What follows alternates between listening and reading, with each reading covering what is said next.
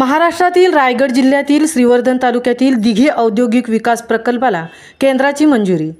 पंतप्रधान नरेंद्र मोदी यांच्या अध्यक्षतेखाली झालेल्या मंत्रिमंडळाच्या बैठकीत मंजुरी मिळाली आहे।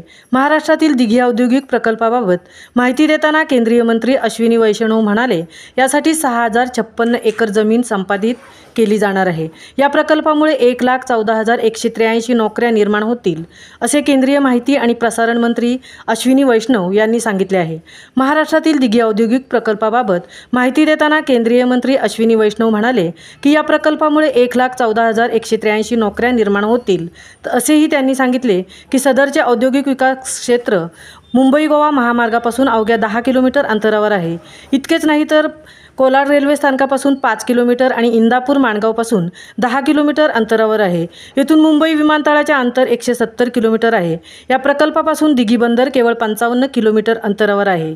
बंदराप्रमाणे दिघे औद्योगिक क्षेत्राचे औद्योगिकरण करण्यात येणार असल्याची माहितीही केंद्रीय मंत्र्यांनी दिली। महामुंबईसह संजय खांबेटे, म्हसळा।